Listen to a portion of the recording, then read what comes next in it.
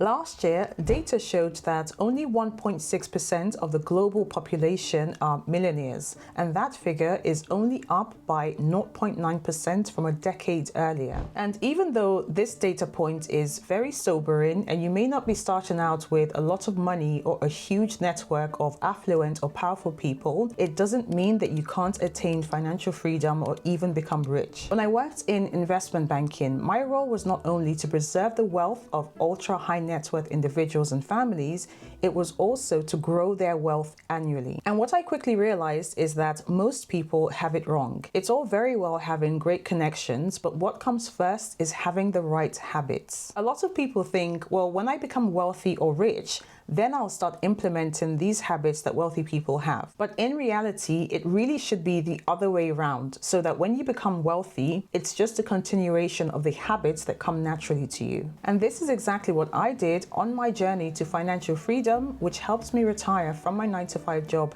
in my 30s. So here are 9 habits of wealthy people to adopt right now. If you're new here, hello and welcome. My name is Jumoke and I am an investment banker turned early 9-to-5 retiree. On this channel, I post videos every Sunday about personal finance and financial freedom, with the hope of helping at least one person's finances in a meaningful way.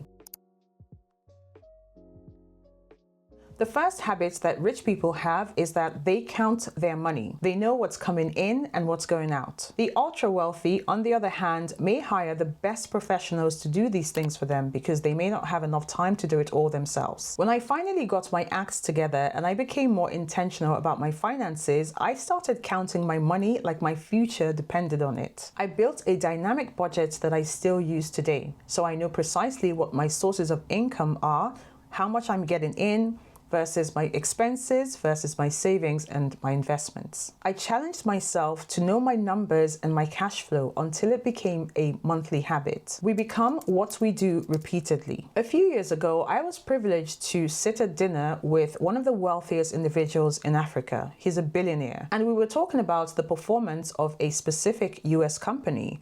And he made a comment that I will never forget. He said, I know where each million of my money goes and I know what's coming in. He said, if I was to lose $1 million, it affects my sleep. I remember sitting there and smiling politely, but my brain was in overdrive. I kept thinking, you are a billionaire, what's 1 million? But that, I have to admit, was a humbling and teachable moment for me. And in that moment, I also realized, very sadly, why God hasn't made me a billionaire yet. To whom much is given, much is required. There is a requirement and a responsibility to look after what you've been given and not squander it with nothing to show for it. So my question to you is, do you know your numbers and your cash flow? How often do you count your money and audit your expenses?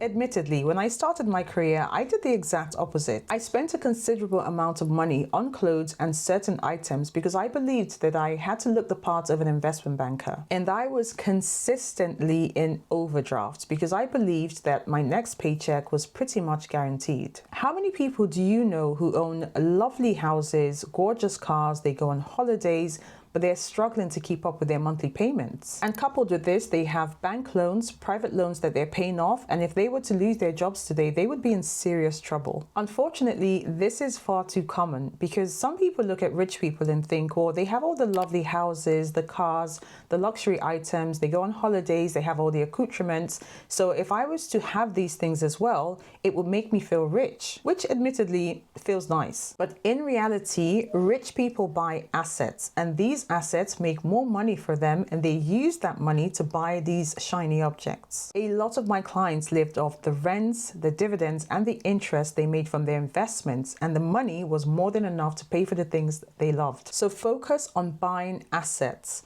real estate, stocks, bonds, starting a business. I hear buying billboards and renting out advertising space is becoming more mainstream. Essentially things that will make you more money. And then, if you must, use the money you make from these assets to buy status. The problem is most of us get it wrong. So we go from income to buying status with nothing left over for investments and savings. The mindset here should be, my job makes me money and my investments grow my money.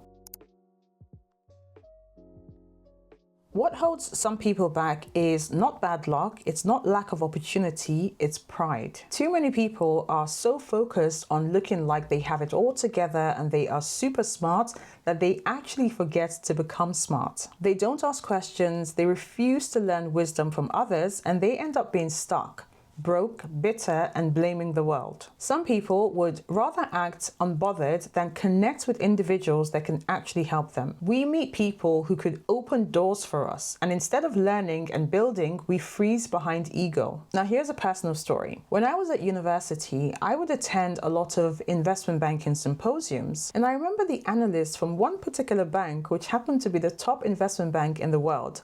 They would walk around the room, introducing themselves. They literally owned the room, whereas the analysts from other banks were either too nervous or too cool to say anything to anyone. They would essentially stick with each other and stay on one corner of the room when they were meant to be networking with the students and answering questions. And I would look at the analysts who were walking around the room friendly, introducing themselves, and were very confident.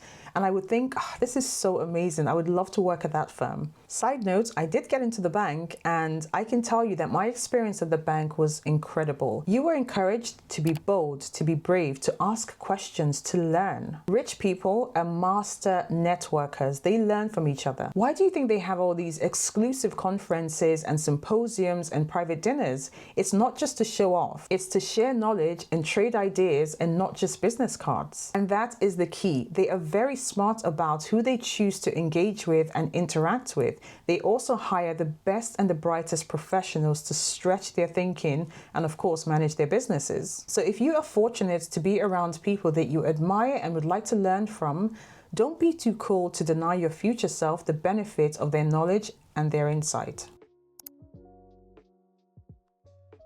A lot of wealthy people tend to overestimate the upside or the benefit and underestimate the downside or the risk. They tend to take calculated risks and they don't just sit on the fence. But that is the point. They participate and they take risks. Investing does come with risk, and depending on where you are invested or what you're invested in, your risk exposure could be either low or high. I remember years ago when we had a flash crash in the markets. Some of my clients kept a cool head while some others completely panicked, which is understandable. But I remember one particular client who had a portfolio of, let's say, 10 million. He borrowed an additional 10 million against his portfolio and invested it.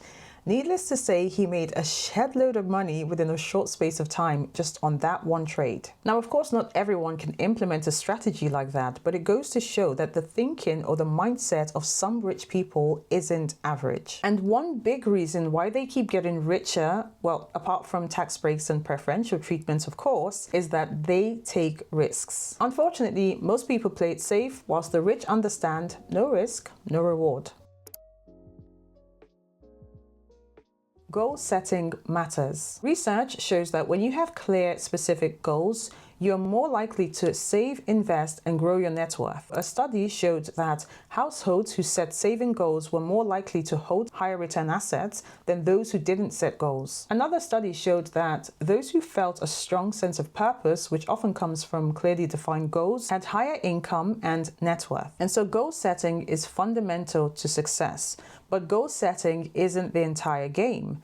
Execution is where things really happen. And so we want to move from I want X to here's a plan to get X and actually execute on it. Wealthy people are not just thinking I want to be rich. They're doing things. They are saving, they're investing, they're building their network, they're learning, they're hiring professionals. And so it's important that your goals are specific, measurable, and time-bound. And so instead of setting a vague goal like I want to make more money, you can rephrase that to say I would like to make $2,000 extra every month by the 1st of March next year. This is a specific, measurable, and time-bound goal. I posted a very detailed video on how to set and achieve good goals as we head into the new year, and I will link it here and in the description box. The great news is that goal setting and executing is a skill you can master, and that puts you ahead of 98% of people who set vague goals that never see the light of day.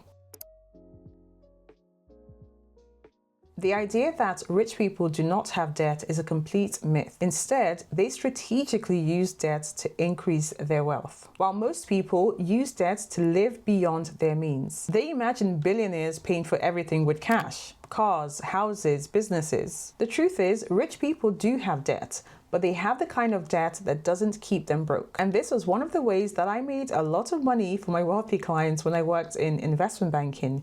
We used something called leverage. Here's the thing, the average person's debt is what is considered bad debt. Now, to be clear, here I am talking about unnecessary debt.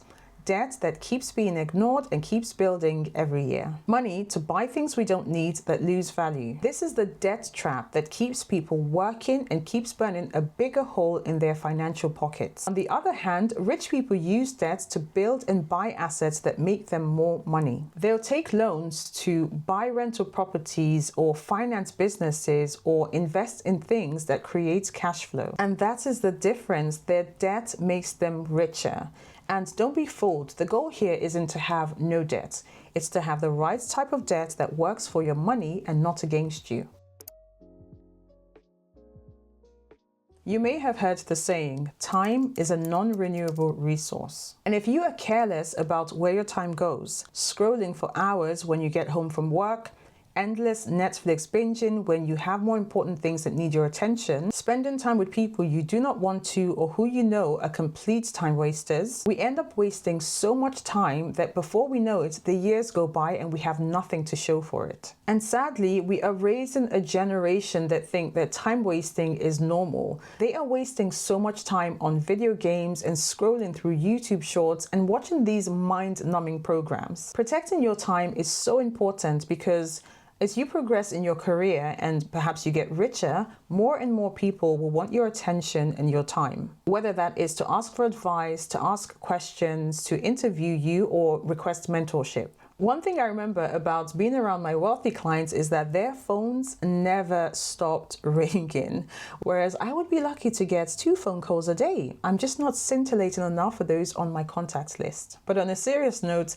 this is perhaps why certain rich people might seem abrasive and standoffish. That's because they know a lot of people want their time and they have to be very ruthless and strict about who they give their time to. And so protect your time the same way, like it's coming out of your bank account. I'm about to say something a little bit controversial. I believe that this is something that women need to work to get better at, because so many of us are people pleasers, we are nurturers, and so many studies have shown that women are more polite, more agreeable, and more likely to say yes, even when it's compromising our own priorities. And sometimes this can be a good thing, but you do not want to people please at the expense of your success or your well-being.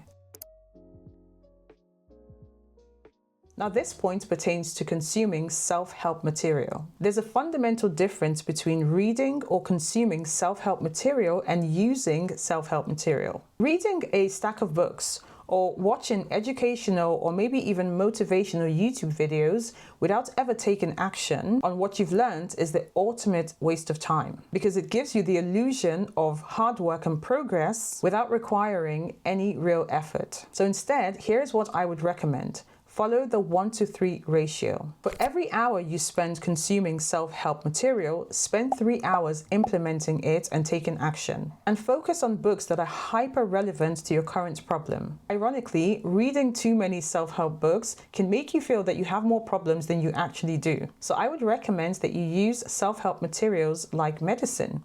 Turn to it when you have specific problems or you need information to find a specific solution. And yes, whilst it's good advice and practice to read a lot, don't let reading become the only action you take. Because education, as wonderful as it is only worth a dime if you implement it. Now, there's a myth that you will magically become confident one day to maybe ask for a promotion or a pay rise. But having managed money for hundreds of wealthy people over my career, here's one thing they do really well that a lot of people don't. They speak up, they ask, and they negotiate. You build confidence with practice, with asking for what you want, even if you're nervous. Most people wait until they feel ready to ask for what they want. but confidence doesn't come first. Advocacy does. Wealthy people know that nobody is going to consistently hand you opportunities. They pitch their ideas, they ask for raises, they promote their work, they make their own value, they push back, and they say no. And that's how you build confidence towards self-advocacy. It's through repetition and not waiting for permission or waiting for an opportunity to be handed to you. Wealthy people see themselves as winners and they surround themselves with winners. And one golden thread that runs through the life lessons or advice they give people is mindset and positivity. I read a post recently where someone said, I'm changing the way I speak to myself. So she said, instead of saying I'm broke, I'm going to say I'm in between blessings at the moment. And I really liked that. So there you go. Those are the 9 powerful habits that you can start implementing right now. Because remember, it's not about having money first and then implementing these things later. It's about living as the person you want to be now, so you do the things that it takes to get the life you want. That's it for this video. I would love to hear which one of these points was the most impactful for you as we head into a new year. And also check out other videos about investing and goal setting. I'll see you in the next one. Look after yourselves. Bye.